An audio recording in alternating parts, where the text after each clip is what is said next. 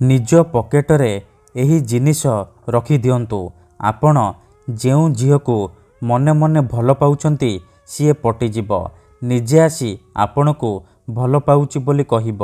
एही वशीकरण एते शक्तिशाली कि एहार प्रयोगरे आपण सासु नणंद दियर भाउज काहाको भी निज बसरे करिपारिबे।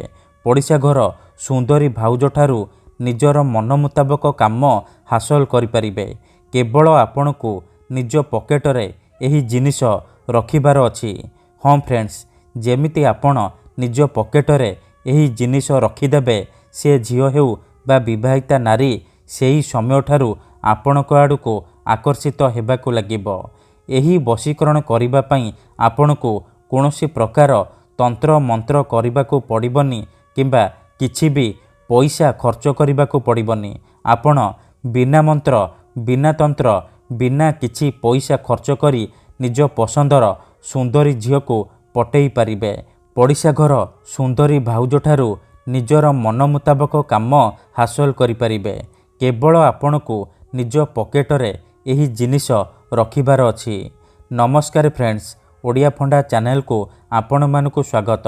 आपण समस्तंकर इच्छा थिबो सुंदरी रु सुंदरी झील को पटेइबा पई, पड़िशा घर भाउज को पटेइबा पई, किंतु ये एते सहज नुहे। एथिपई आमर तंत्र शास्त्ररु मु आज आपणक पई एमिति एक प्रचंड महाशक्तिशाली वशीकरण नहीं आसीची, जहाकू आपण करिदेले निज पसंदर झील को मुहूर्तक भितरे पटेई पारिबे। विवाहिता नारी को निज आड़को आकर्षित करिपारिबे। किंबा जदि केउ झील आपण को धोखा देइची, छाड़ी पळेइची, आपणक नंबर ब्लॉक कर देइची, अन्य काहा सहित कथा हेउची, अन्य काहाकू भल पाउची, आउ आपण से झील को फेरी पाइबाकू चाहुचंती, तेबे मो कथा मानी निज पकेटरे एही जिनिस रखी दियंतु। ग्यारंटी देउची से झील जेते दूर थिले मध्य राति दिन आपणक कथा भाबिब, निजे आसिब, आपणकर पाद तले पड़िब, आपणको भल पाउची बोली कहिब। एही वशीकरण विधि करिबा सबुठारु सहज। एहाकू केही भी अति सहजरे करिपारिबे, बिना कोनोसी पैसा खर्च करी, बिना कोनोसी मंत्र तंत्र करी निज घरे बसी बसी करिपारिबे।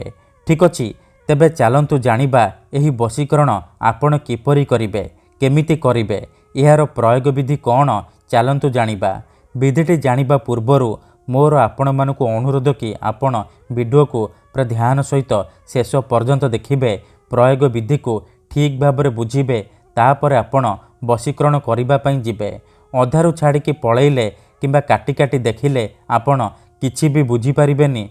परे आपण कमेंट करिबे, गुरुजी आपणकर वशीकरण काम करूनी। देखंतु, जेउपरि आपण भगवान को मानुचंती, भगवान को उपरे विश्वास रखिचंती, निजर सबु दुख कष्ट असुविधा भगवान को जणाउचंती, जदि से असुविधार समाधान न हेला तार माने नुहे कि भगवान नाहांती। सेहीपरि तंत्र मंत्र हुए, वशीकरण काम करे, किंतु एहाकू आपणको सिद्ध करिबाकू पड़िबो। प्रयोग विधि को ठीक भाबरे करिबाकू पड़िबो। मु आपणको जेमती शिखेइबी आपणको ठीक सेहीपरि करिबाकू पड़िबो। तेबे जाई मु आपणको ग्यारंटी देउची आपण 100 रु 100% सफल हेबे। तेबे चलंतु जानिबा एही वशीकरण विधि को आपण किपरि करिबे। मने रखंतु, एही वशीकरण विधि को आपण केउ भी बाररे केउ भी समय रे करिपारिबे, किंतु विधिटी करिबा पूर्वरु भल भाबरे हाथ गोड़ मुह धोईकी सफा वस्त्र पिंधिकी आपण एही वशीकरण विधि को आरंभ करिबे। प्रथमे आपण कोन करिबे, 3टी रसुण कुला आनिबे, अल्प टिके लाल सिंदूर आनिबे, आउ खंडे कला कपड़ा आनिबे।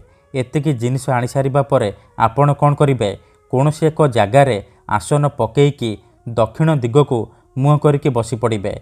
ध्यान रखिबे जेमिति आपणको केही देखिबेनी किंबा डाकिबेनी। तापरे कोन करिबे, जो कला कपड़ा आनिचंती से कला कपड़ा को निजर सामने रखिबे, आउ 3टी रसुण रे भल भाबरे लाल सिंदूर लगेइकी से कला कपड़ा उपरे रखिदेबे। तापरे से कला कपड़ा को 3टी गंठी पकेइकी बांधी देबे।